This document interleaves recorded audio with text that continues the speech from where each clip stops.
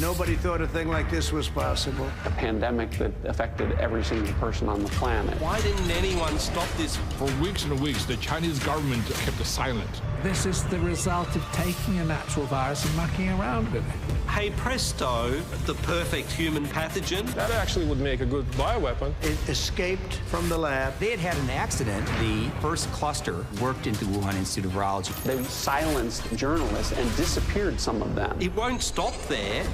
What led you to believe this came from a Wuhan lab? It was obvious there were body bags.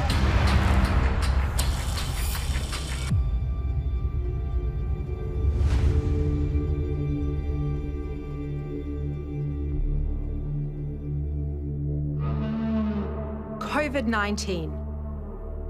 Like you, it wasn't until early 2020 that I started paying attention to this.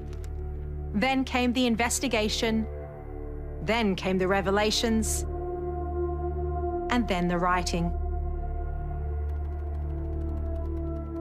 Tonight, join me as I tell you what I've discovered about where the virus came from and when it first appeared.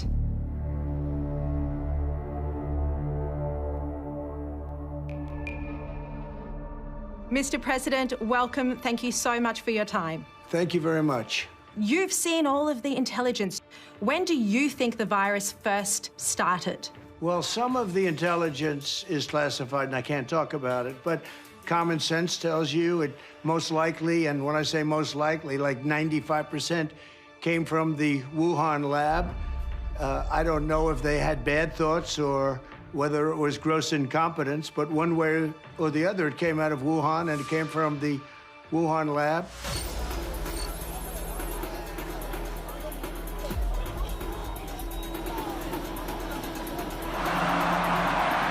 Ladies and gentlemen, please rise for His Excellency Xi Jinping, General Secretary of the CPC Central Committee, President of the People's Republic of China, and Chairman of the Central Military Commission.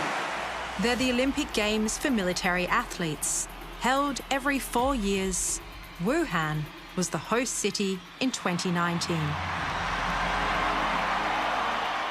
And I didn't even know about the military games until someone from the Army called me in December of 2020 and asked me if I could explain what happened at the Wuhan military games and whether these people had fallen sick with an early emerging strain of COVID. As the site of a potential virus superspreader, it doesn't get much bigger than this. And in the weeks and months that followed, reports emerged of athletes becoming sick. It is suspicious. I mean, we do see some indications in our own data, you know, that NIH has, that there was COVID circulating in the United States, certainly in the earliest month of, you know, as early as early December, possibly earlier than that. I mean, some of these people who came back from those games were sick with something. More than 9,000 athletes were there. 2 weeks later, they returned home to more than 100 countries. Oh, I know that people got sick. I believe there were French athletes got sick. I believe there were Germans. Some Americans got sick too. But getting sick in Wuhan in that particular time frame of the kind of symptoms that are very similar to what would later known to be coronavirus symptoms, that obviously deserve investigation. No one was ever tested, but there was one man who knew something was wrong. China's most famous defector to the United States, the father of his country's democracy movement. I thought that the Chinese government would take this opportunity to spread the virus during the military games, as many foreigners would show up there.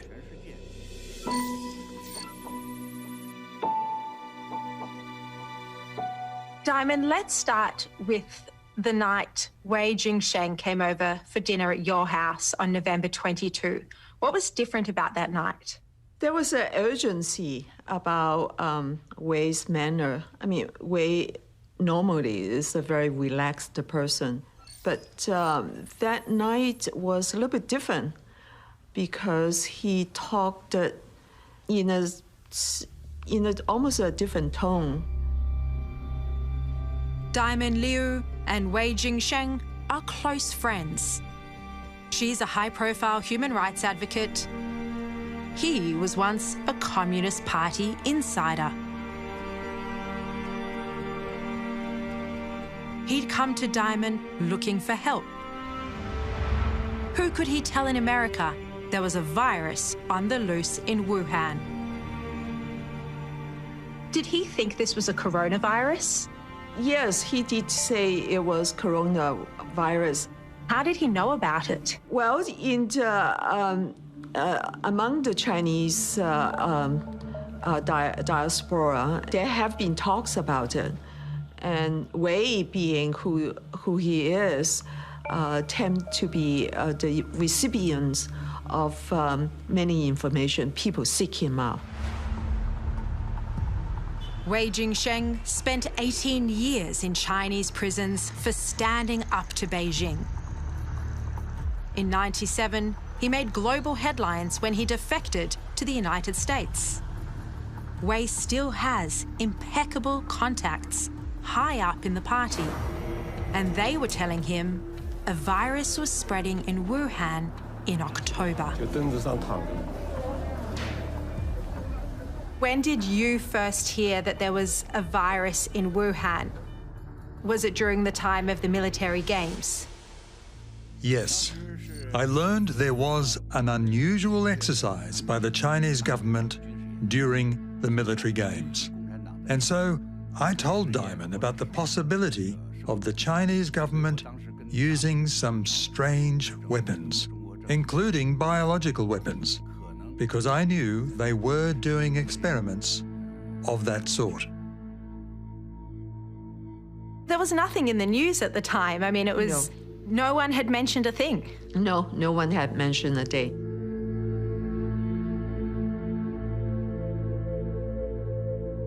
Diamond wasn't the first person Wei told there was a coronavirus in Wuhan. He now tells me he passed on the same information to US intelligence and one politician as early as October 2019. It turns out Wei's warning wasn't the only piece of intelligence the agencies had at that time that warned of an outbreak in Wuhan. We knew this, but we didn't know it. My shock was that we had actually could have had foreknowledge. David Asher is a veteran weapons investigator. He led a US government task force into the origins of COVID-19. And in late 2020, he unearthed intelligence that Wuhan Institute of Virology scientists fell sick with COVID-like symptoms.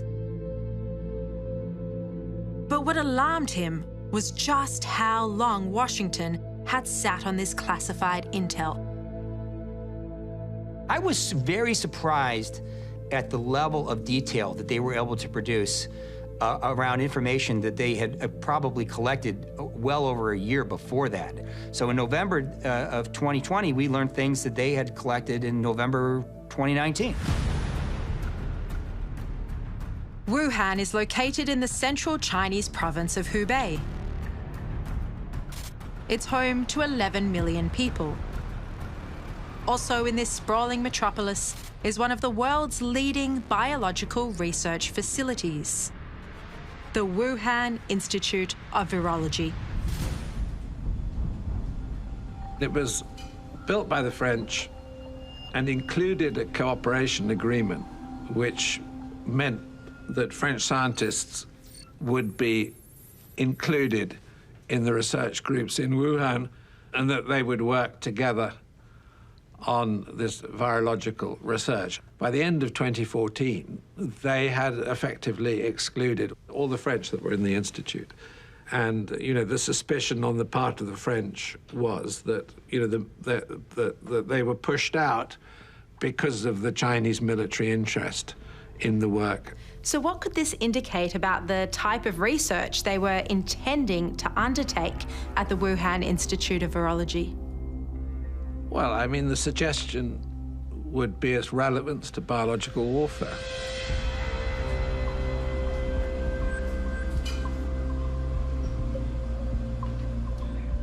In terms of coronavirus research, what was going on in the Wuhan Institute of Virology? Well, so what we do know, I mean, is that they were one of the world's leading repository of coronaviruses. That research was headed up by Li. They call her the Batwoman.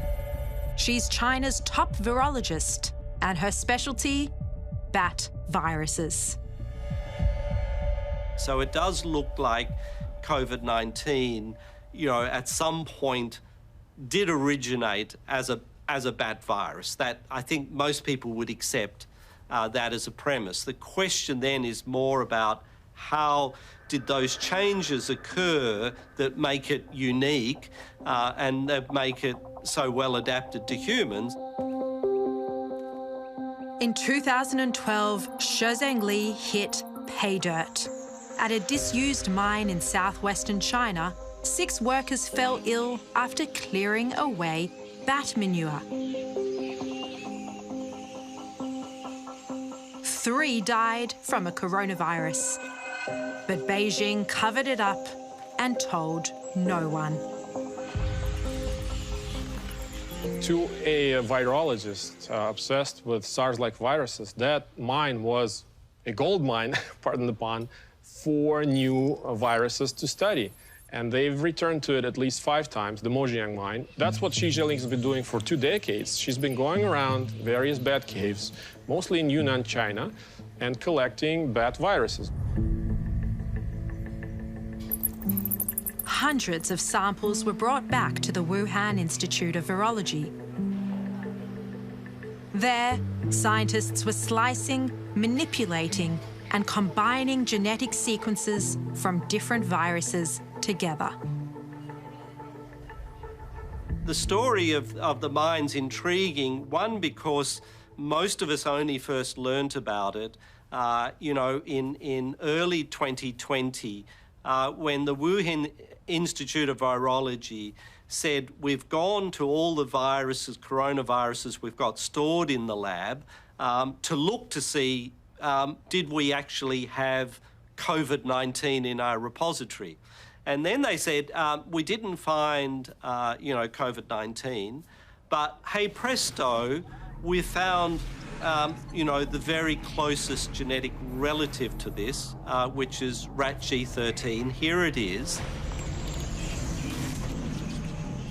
RATG13 is the name of one coronavirus they extracted from the bats in those caves. It is 96.2% identical to the virus that causes COVID-19. Then the natural question is, did they find COVID-19 on one of those trips? And if so, why haven't they told us about it? Or did they manipulate, you know, rat G13 or one of the other coronaviruses that they found in this cave, and that created COVID-19? And of course, that always raises the question, well, how far did they push the boundaries? You know, what research were they doing?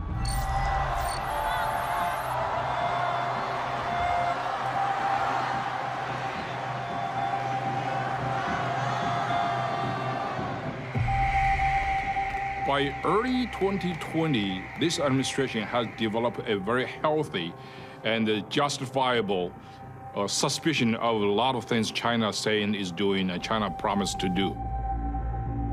Miles Yu was Secretary of State Mike Pompeo's principal China advisor. As 2020 rolled in, Miles started paying close attention to Wuhan. For weeks and weeks, the Chinese government kept silent on the outbreak. They're not saying anything, as if nothing is happening. So citizen journalists are beginning to send out their videos and reports and hospital situation reports on a daily basis.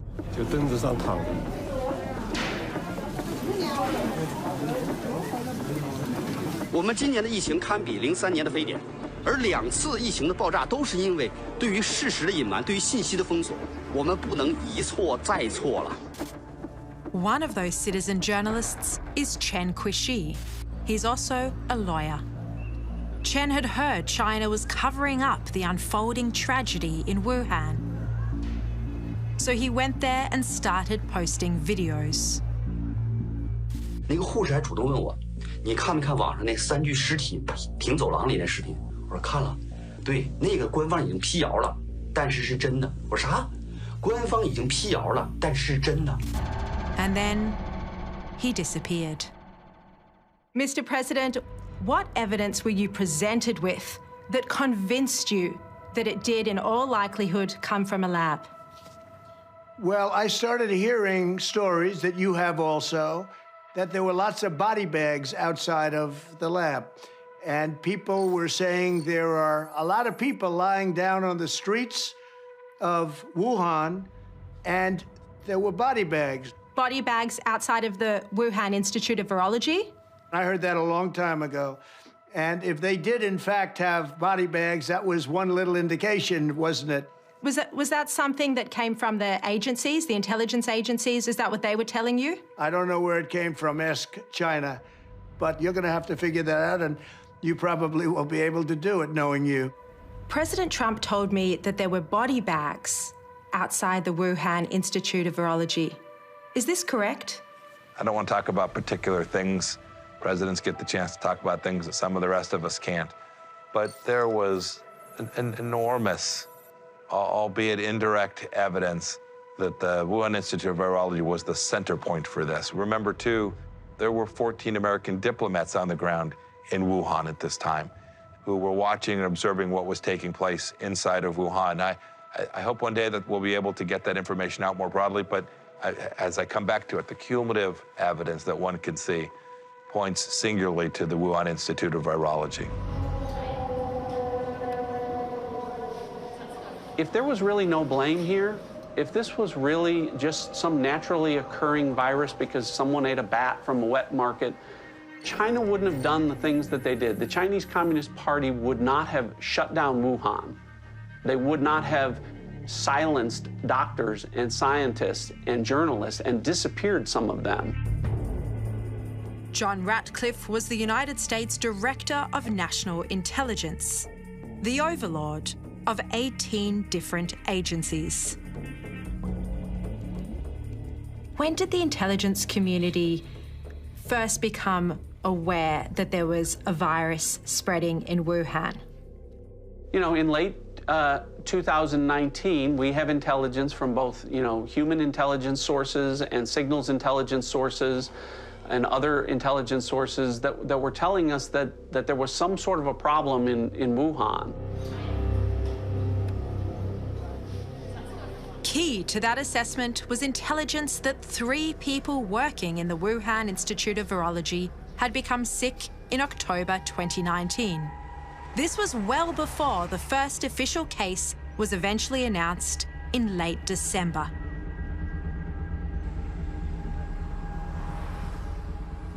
What Mike Pompeo and I put out is, people became sick at the lab in October and with symptoms that became entirely consistent with what most people have experienced around the world from COVID-19.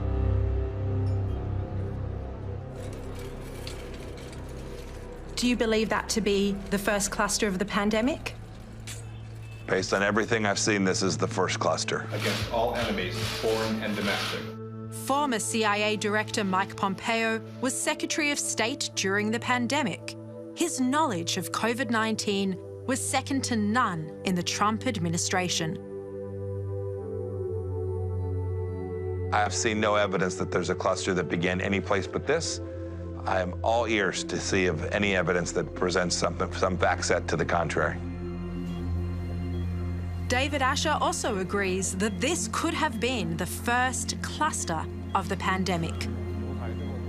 My shock was that we had actually could have had foreknowledge.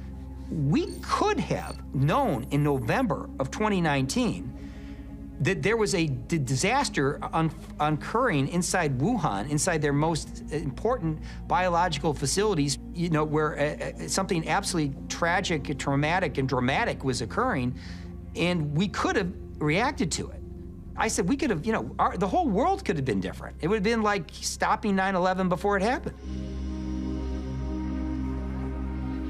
Which raises the question, if US intelligence knew there was a virus in Wuhan in late 2019, why didn't they do anything about it? Was this an intelligence failure? We collect everything and know nothing in our governments these days. It's the big data problem. We're all drowning in it. We had the means to know something, but we didn't either analyze it or disseminate it or even know that it was collected. I always worry about that. As the former director of the CIA, I was always worried that we were collecting information, but we weren't able to process it sufficiently timely and get that information to the right places. Is this a pandemic that potentially could have been prevented had the intelligence agencies paid closer attention to the information that was coming in? We'll have to go look back at what was actually in the possession, what was the complexity of the information, what was the certainty of that information. Should there be a review? Sure, I think we always should go back and look at how we collected and what we knew and why it was we weren't able, that didn't send the signal up the line in a way that was, would have led to a better outcome.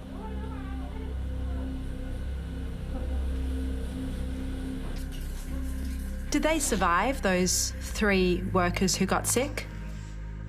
What I can say is that from the intelligence perspective is we know that some of the people that were most involved, either infected or reporting on or whistleblowing on or trying to get answers and journalists report on, have been difficult to track down later, at least from my time there. And so, you know, I think that's consistent with what the Chinese Communist Party does. Why, you know, the status of those individuals and why they've disappeared, I really can't comment on that. One of those people who was reported to have disappeared was Huan Yanglin. Is she one of the ones that we believe fell sick with COVID-19?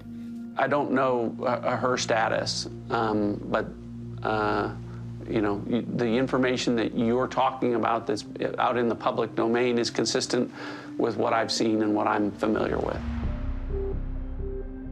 Huan Yanglin was a researcher at the Institute.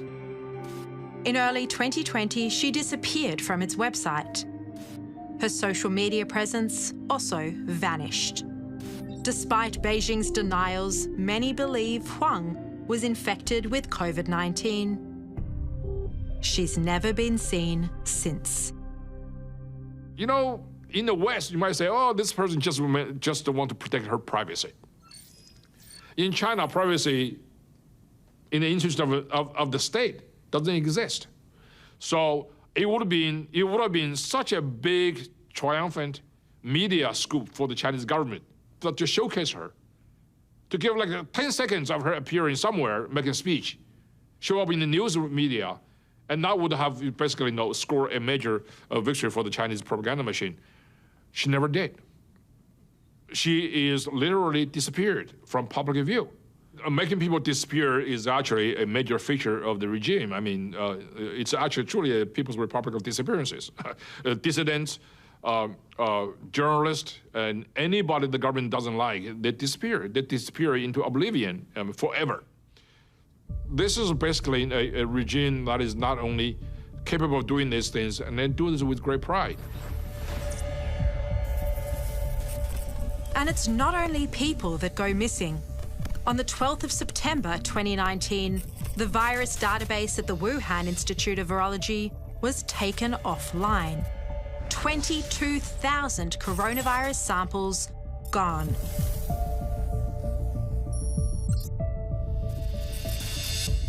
And that very same day, the Institute beefed up its security and issued a tender to replace its air conditioning system.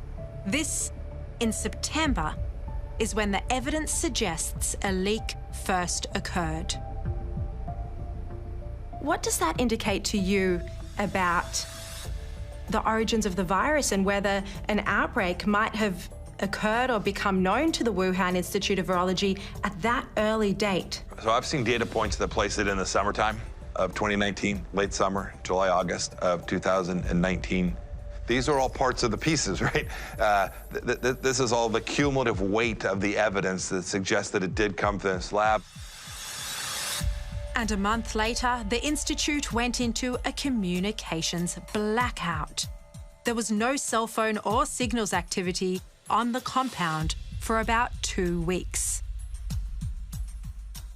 How significant would a blackout period at the Wuhan Institute of Virology, as has been reported, how significant would that be? And again, it would be another circumstance that would be difficult to explain other than there was a problem that the Chinese Communist Party was aware of and was trying to deal with before it became an outbreak that was public and then ultimately a pandemic that affected every single person on the planet.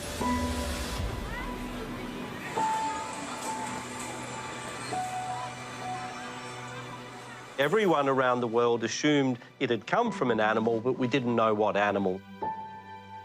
In the early days of the pandemic, Australian scientist Nikolai Petrovsky made an extraordinary discovery.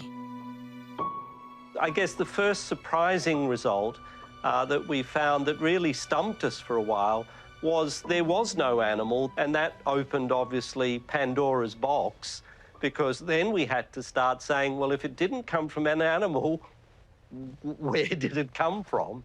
And, of course, that led into, I guess, exploration of other possibilities. And one of those, of course, was that could this have potentially have come, from a laboratory?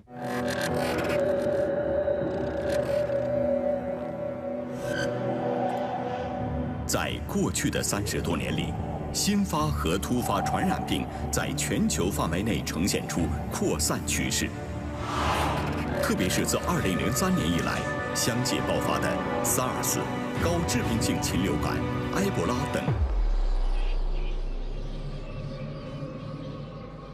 This video was part of the official launch of the Wuhan Institute of Virology's latest lab, BSL-4.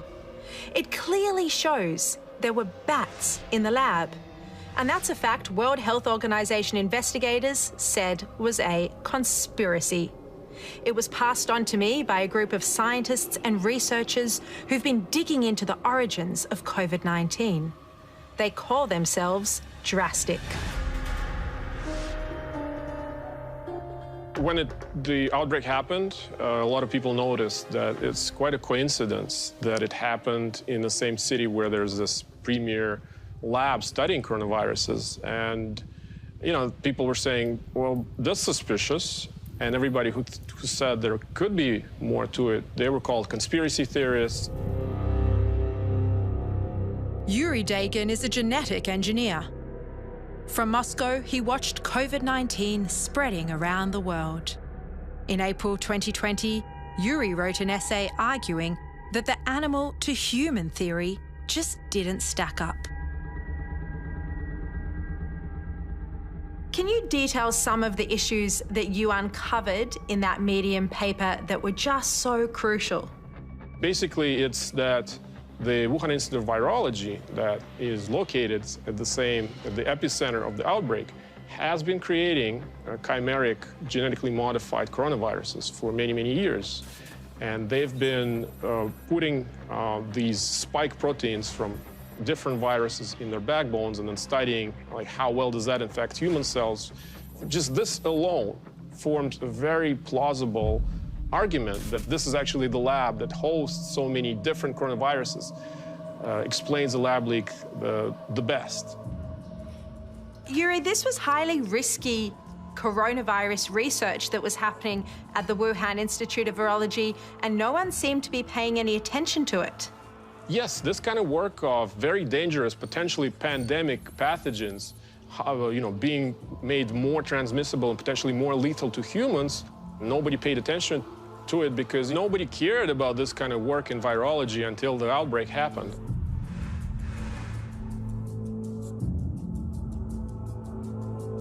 To begin with, I certainly didn't approach the issue with any sort of suspicion or foregone conclusions. However, things began to change as the pandemic evolved. So Richard Dearlove also ran into resistance to the lab leak theory. He's the former head of the British spy agency, MI6.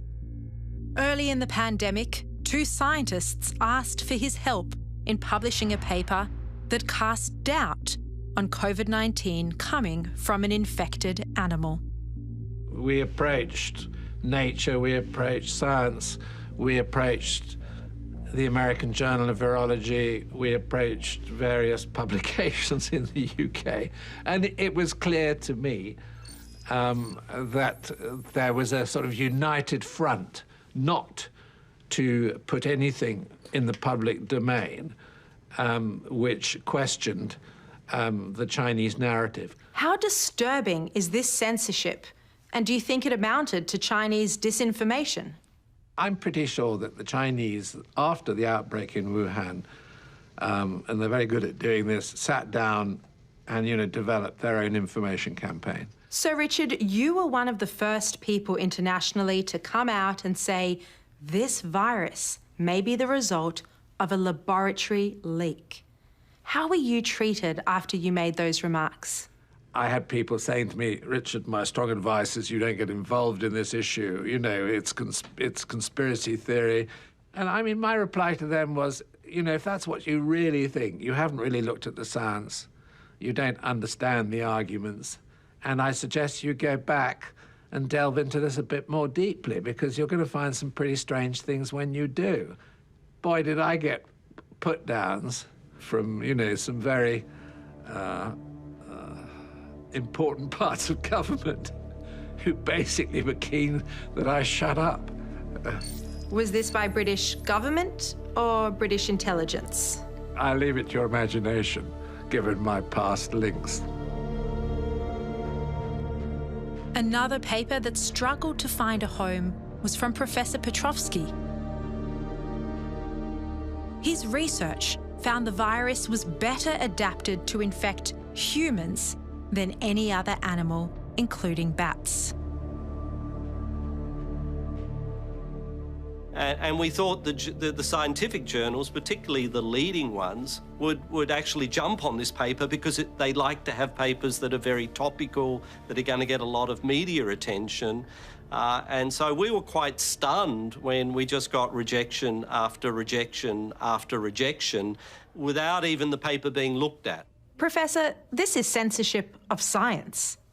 Absolutely. And of course, the more this happened, the more indignant I and my colleagues, who were authors of the paper became, because, again, science is not about politics. It's not about, only finding nice things. It's about, what is the truth? What are the facts? It's a sad story of unprincipled compromise in face of an authoritarian regime.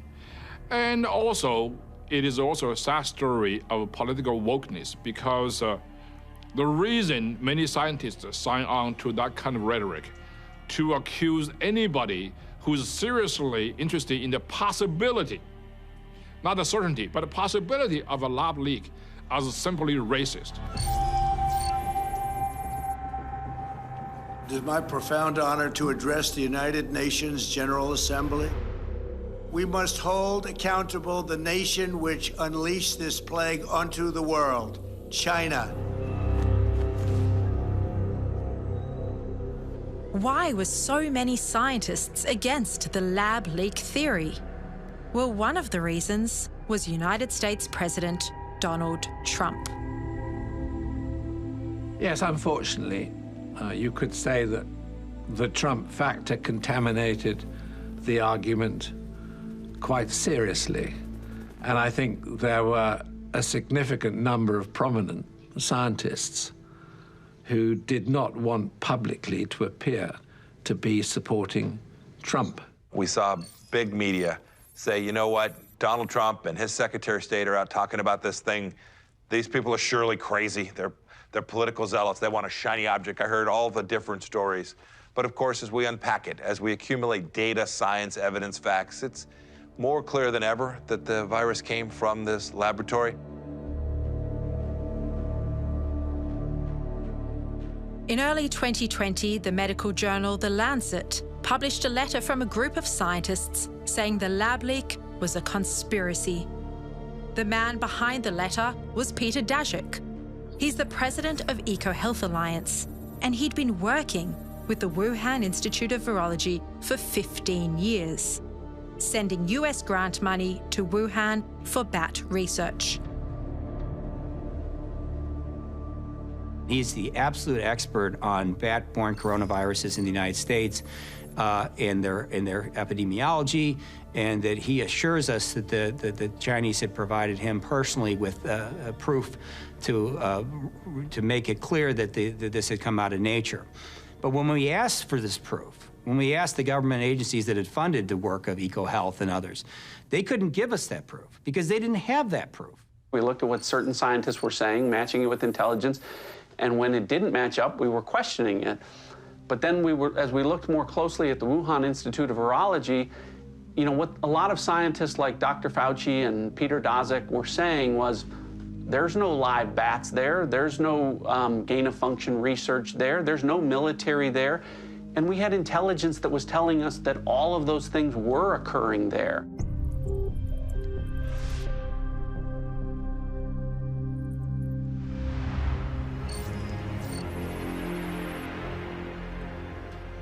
WHO has been assessing this outbreak around the clock, and we're deeply concerned both by the alarming levels of spread and severity and by the alarming levels of inaction. It took more than 12 months from the start of the pandemic for the World Health Organization to finally send a team to Wuhan to investigate the origins of the virus. The US submitted the names of 3 officials, but one they didn't suggest was picked: Peter Daszak. What we did see on the animal side is clear evidence that the Chinese scientists showed us. They found this information out from the market, that there was a pathway into that market of animals that we know are coronavirus reservoirs, are able to carry coronaviruses from places where the nearest related viruses are found. If you're telling us it came out of nature, you gotta give us proof.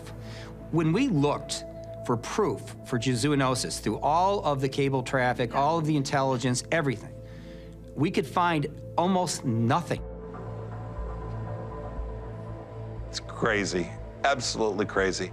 That Daszak was the guy. He was incredibly compromised in that sense. He should have recused himself. He should have said, nope, I can't be part of that. I was connected to this. I was involved in the funding of things that were taking place at this laboratory. It made no sense to put him on that group. He should have seen that himself, and certainly the leaders who were making the decisions about who to have be part of that commission should have seen that this conflict of interest would deny their report, whatever it was they were going to put out, the credibility that I know they hoped that they would have. As to the possibility of COVID-19 coming from a lab, the WHO report found it extremely unlikely. They spent just 3 hours at the Institute, and even Tedros walked away from the findings. Oh, it was a complete fiasco, the report.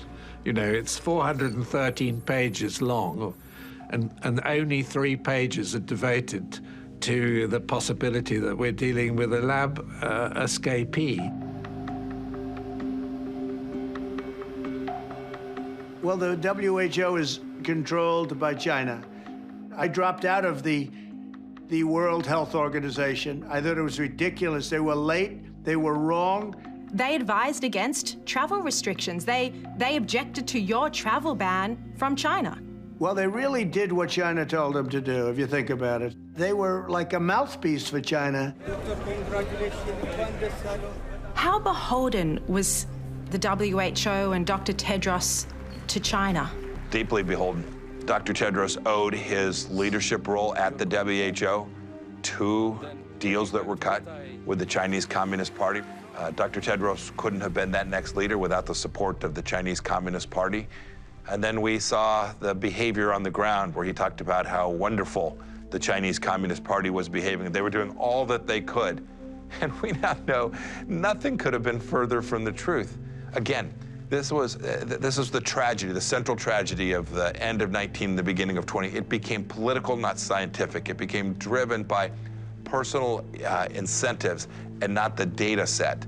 Do you think there should be an investigation into Dr. Tedros's ties to China? You know, sure, but we already know an awful lot.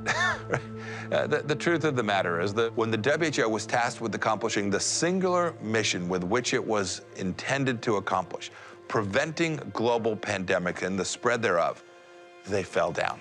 And they fell down because they weren't willing to confront the perpetrator. They weren't willing to demand from the Chinese Communist Party that they be given access. They failed. They failed because of the absence of backbone and resolve, and the world is deeply worse off for this.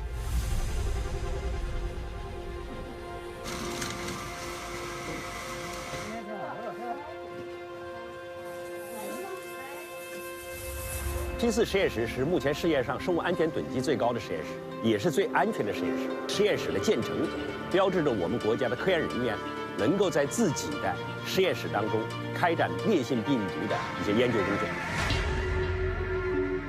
Before the pandemic, much of the world had never heard of the term gain of function. Put simply, it's genetically manipulating a virus to give it new functions, like the ability to infect humans. That's what was happening inside the Wuhan lab. You know, there's quite a logical explanation when you look at the virus and its special characteristics.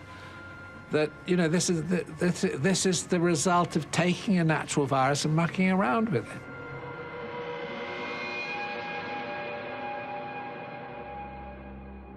COVID-19 is like a Frankenstein virus, and it looked to many scientists like it had been cobbled together, because it has a bat virus backbone with a pangolin virus spike protein and a unique furin cleavage site in the same spot where Chinese scientists were genetically tweaking viruses.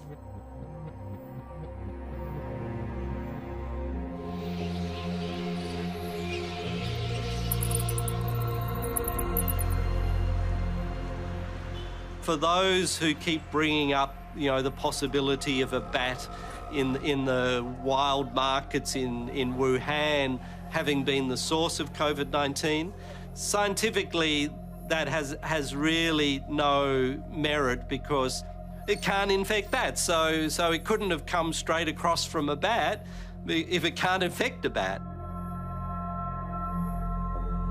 If COVID-19 was the result of gain of function or other risky experiments at the Wuhan lab, remember this: that same lab was being partly funded by America. Dr. Fauci, knowing that it is a crime to lie to Congress, do you wish to retract your statement of May 11th where you claimed that the NIH never funded gain-of-function research in Wuhan? Senator Paul, I have never lied before the Congress, and I do not retract that statement. Take an animal virus and you increase its transmissibility to humans, right. You're saying that's not gain-of-function? Yeah, that is correct. And Senator Paul, you do not know what you are talking about, quite frankly, and I want to say that officially. Dr. Anthony Fauci is America's top medical advisor. I found a scientific paper he wrote in 2012 where he argued the benefits of gain-of-function research were worth the risk of a pandemic. In total, American agencies funded 65 research projects at the Wuhan Institute of Virology. So you don't want to go to Hoboken, New Jersey, or to Fairfax, Virginia, to be studying the bat-human interface that might lead to an outbreak. So you go to China. Are you concerned at all about how it happened that the gain-of-function ban was lifted during the Trump administration? How was it that Anthony Fauci was able to do this without anyone knowing? Well, I don't know for sure who all was involved in that decision-making process. I can say this much. When we look back and figure out how that decision was made, I hope that all of those parties were able to come to the table, express their viewpoints, their concerns, so that we had not only a decision, but an informed decision that was made. I've seen very little evidence to date that there was a broad-based information exchange before the decision was made by Dr. Fauci to lift that ban on gain-of-function research.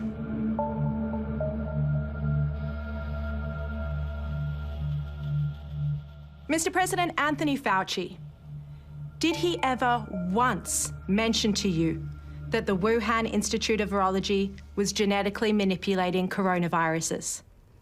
Well, no, he didn't. And, you know, Anthony's been in government for many, many years. He's a bureaucratic kind of a guy, a very great promoter. I give him an A+ as a promoter and probably a C or a D as a doctor. We now know from emails that have been released under the Freedom of Information Act that he was getting his advice from the likes of Peter Daszak, a Wuhan collaborator. At the same time, he was telling you that this was a natural virus, while at the same time, behind the scenes in emails, he was having discussions about whether this might have been genetically manipulated. Does that shock you? Well, he was dealing with them, certainly, and my thing was a little bit different. I just wanted to stop it. Whether it developed one way or the other, I just wanted to stop it. But it's important to know where it came from. It's extremely important to know how it developed. Fauci was dealing with them, and I guess they were even making payments for certain kinds of research. And I ended that, too. I stopped that. When we found out about that, he was doing that during the Obama years. And when I found out about it, I said, can you imagine that the United States is making payments to a Chinese lab? So just that on its face didn't make sense, but I stopped that. The Obama administration did hit pause on gain-of-function research, though, and that was lifted under your watch. Why did you allow the gain-of-function research to continue? Well, I think probably people that worked for me looked at it, and at one point they might have done that, but ultimately what we did was we shut it off. We shut the whole thing off, and we stopped making payments that were approved much earlier than our administration. Do you regret now not paying closer attention? I mean, this gain-of-function research is extremely risky, you know, banned under the Obama administration and then kick-started in 2017 under your watch. Yeah, no, I think we've done an incredible job between the vaccine and between all of the Operation Warp Speed. I think we did a great job, and people are now starting to see what a great job we did.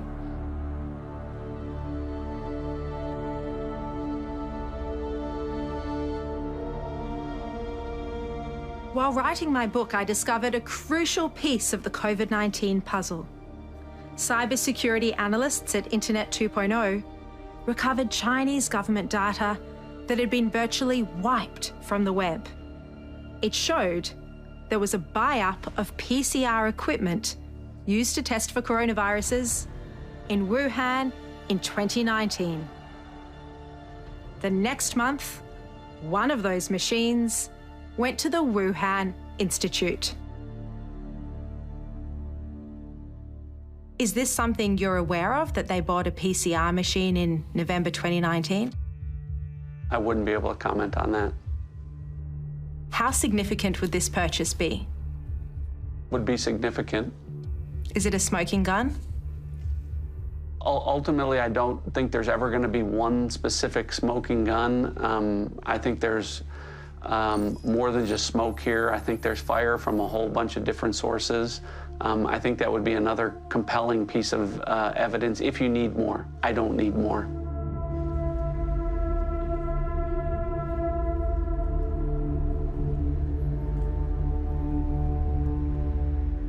Mr. President, I just want to ask you about this idea that the Wuhan Institute of Virology has strong ties to the Chinese military and was working on secret projects with the Chinese military. Do you think SARS-CoV-2 was developed as a bioweapon? So, I'd like to think it wasn't, and I'll probably have to leave it at that because I want to give the benefit of a doubt. And China was also affected by it. So I really don't think it was, but nobody can really know for sure. And certainly now most of that evidence is gone, and it's going to be very hard to find out. That evidence was the viral database which was taken offline by the Institute. There's also early samples that were destroyed and the people who disappeared. But what is very evident is the lab's close ties to the Chinese military. It's definitely possible that the Chinese have been working on a bioweapon. Their labs affiliated with the PLA have been working on coronaviruses as either a bioweapon or as a defense against a potential bioweapon. And they've, published papers in China about both aspects, saying that, oh, we can weaponize coronaviruses. That actually would make a good bioweapon. And also they published papers that said we have to be prepared for potential, released bioweapon. Whether this precise, virus is the result of a bioweapons program, I highly doubt it, but I could not rule it out. Nor is David Asher ruling it out. In fact, the former COVID-19 investigator believes something went badly wrong inside the Wuhan Institute of Virology. My concern was that the Chinese were doing research in, as we learned later, quite uncontrolled circumstances that was most definitely related to biological warfare ambitions in the future, and that they had had an accident of a secretive program that they never wanted anyone to know about because it was a weapon, and the weapon had gotten released errantly. I mean, it was like someone dropping a nuclear weapon out the back of a B-52 and bombing some city and saying, whoops, we didn't mean for that to occur.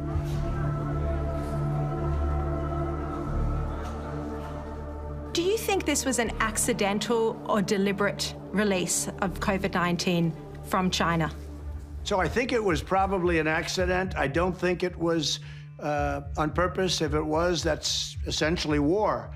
I don't think it was on purpose. I think it was incompetence. Scientists walked out and had lunch outside in a park or something with the girlfriend, and he had it and she had it. Was that patient zero, that scientist from the lab? I don't know if it's patient zero or patient something else, but that's one theory. Do you know how he was infected? I think that it was incompetence. I think that it escaped from the lab through incompetence. And they've also had some safety problems, as you know, at that lab. Has the United States spoken to defectors who worked in the lab, who blew the whistle on what happened? I really can't talk about that. Yeah, I cannot talk about that. I won't be really allowed to talk, nor would I want to. Few people in our nation's history have been more challenged or found a time more challenging or difficult than the time we're in now. Once-in-a-century virus that silently stalks the country.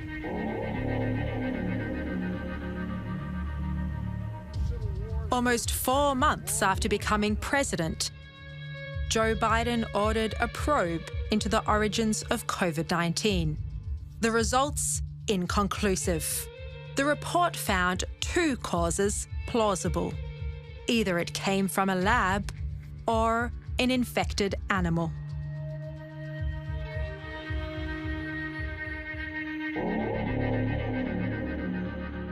Is there still major intelligence that goes to proving the virus came out of the Wuhan Institute of Virology that's still not in the public domain? Yes, there's compelling intelligence that hasn't been declassified. When you declassify intelligence, you risked, the potential human sources or signals intelligence, where your eyes and ears to their actions are coming from. And so we put out as much as we felt we could safely do at the time, but I think the time has come for the Biden administration to declassify additional information that would, again, more evidence if you need it, that Chinese Communist Party officials acted badly, bullied international officials, covered up intelligence and reporting on this. there is more intelligence out there, and I'd like to see it declassified because it'll create additional pressure, not just on Chinese Communist Party officials, but others that still continue to deny that China is a bad actor here.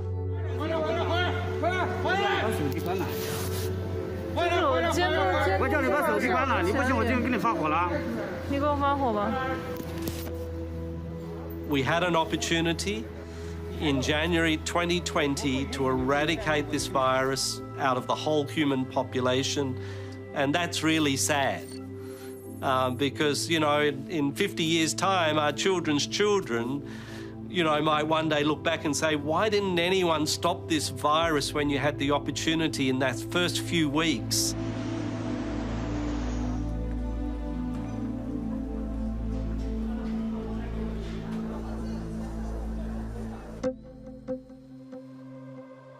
From his lab in Australia, Nikolai Petrovsky is developing a vaccine that's in phase 3 clinical trials. But he fears that COVID-19 may become a way of life. So viruses are opportunists. They find themselves in this wonderful new host, of which there's billions, and it's learning as it goes. It started as an exquisite human pathogen. If we look now at strains like the Delta strain, you know, it's going from bad to worse. I mean, and this is what happens when you have something that is already the perfect human pathogen. It won't stop there because it's already, you know, has its foot in the door. And it can only get better over time. And that's what we're seeing. And that's why, you know, it's been so scary. Is this what the future looks like? If this virus is allowed to spread and disseminate, it's going to learn more tricks. It's going to become more infectious because that's the way viruses travel. They're opportunists. And it's going to reach a point where we'll never actually free ourselves because it's found we're such a wonderful host species, it doesn't ever want to leave.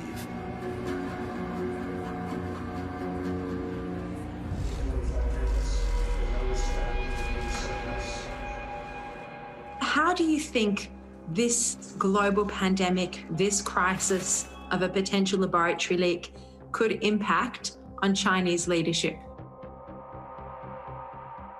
Well, my view is that the implications of this for the PRC leadership are severe.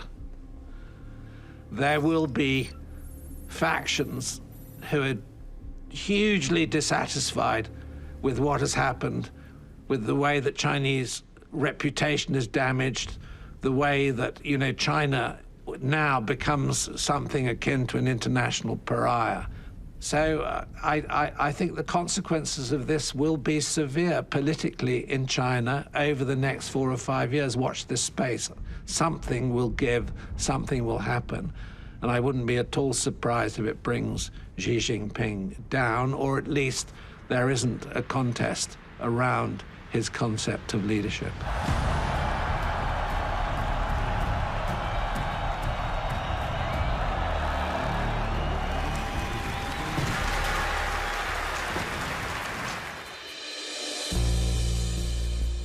And as for two of the most senior members of the Trump administration, they are in no doubt about what really happened in Wuhan. Well, listen, the people that had the most access to the most intelligence are telling you that the most likely origin of COVID-19, of the Wuhan virus, was what happened, was a lab leak at the Wuhan Institute of Virology. This is really most likely what happened, and it's more than just a possibility. It's certainly a probability, and it's probably a certainty. The other thing that the cover-up tells you is the absolute absence of humanity of these leaders. They are willing to allow people to die. They don't care about human life. They don't value them the way that people in the West, in the United States, and Australia do. They are prepared to let millions of people die if that's what it takes to protect their regime.